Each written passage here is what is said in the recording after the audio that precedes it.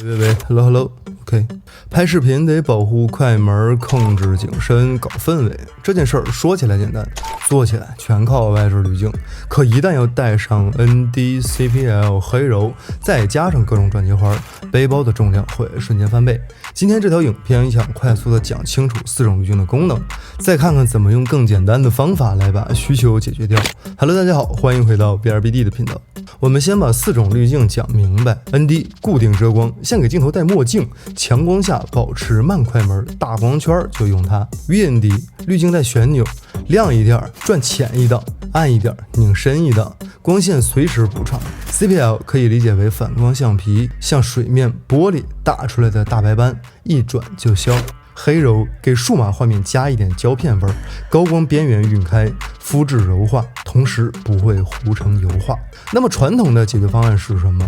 至少2块玻璃，外加转接环，还有担心云台配重。那么今天给大家提供一个相对还好的方案。菲尔威把 VND 和 CPL 2合1，再用磁吸贴黑柔，厚度大约8毫米，简化度还不错。我自己买了一块77口径的菲尔威，拿在手里不是很重，外环是 VND， 对应3到7档，内环是 CPL， 左右都可以旋转，两端都有直档，拧到头会有体感。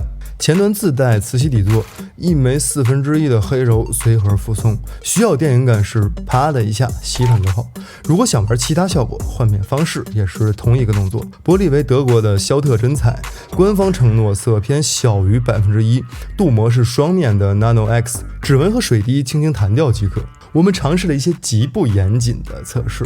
场景 A 是索尼的 A7M4 加上2470或1635，在正午时候人像访谈节目，我们先把 VND 旋转到一个合适的档位，快门锁在1/50，光圈 2.8， 守住前景深，再转动内环的 CPL 半圈，背景玻璃的大白斑会消失，天空反差也会跟着上升。想再加一点电影感的话，正面磁吸一片黑柔，光的边缘也会被柔化出一圈，高光不会过度溢出，全过程只需要几秒钟，拍摄不中断，云台的配重也不会改变。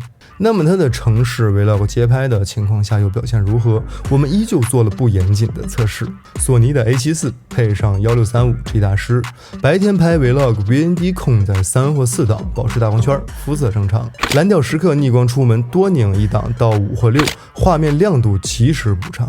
傍晚想在江边拍流动的水面， VND 打到7档，想的话可以再磁吸一片 ND 固片，2秒的快门，水面光带顺滑，全程 CPL 稳到45度，同时可以防止天空灰掉。关于一些不严谨的画质上的观察，亮度稳定上 VND 3至7档区间过度平滑，在它的硬直档位置不会出现 X 型的暗斑。在色偏控制上，与无滤镜的 S-Log3 还原709相比较，白平衡差值大约在100到150K， 可一键校正。肤色没有明显的移色。黑柔效果1/4的强度，在 F2.8 的场景下，高光出现了奶油晕，细节仍保留。对比无黑柔版，锐度降低约10%到15%，可以接受。暗角方面，全画幅14毫米加上 ND 6档，边缘会略暗，16毫米以上全画幅正常。所以如果你一定需要14毫米的焦段，解决方式就是把 ND 控在5档以内，或者后期裁剪3%就可以。16毫米以上的非严肃创作是没有任何问题的，因为是自购镜片作为常规分享，所以我们说说这款镜片的优缺点。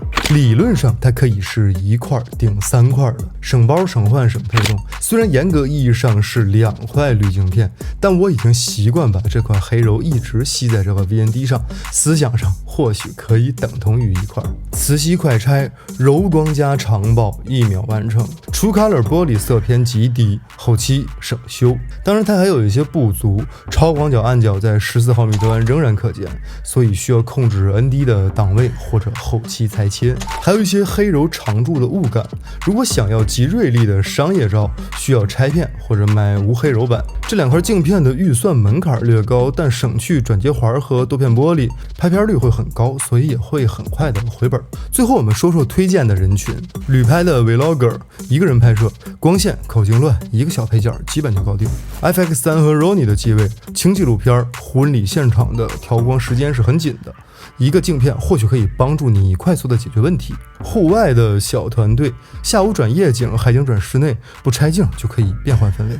那么如果你也厌倦在 ND、CPL、黑柔之间来回切换 ，FreeWheel 这块2合1的滤镜或许能让你在微单的控光、去反光加电影感之间只用2秒钟来完成切换，把时间留给故事而不是螺纹。OK， 以上就是本期视频的全部内容。依旧，如果你有什么不懂不会或者更有意思的玩法，欢迎评论区留言。如果你觉得本期视频有用，也可以转发给你需要的朋友。就这样，我们下期见。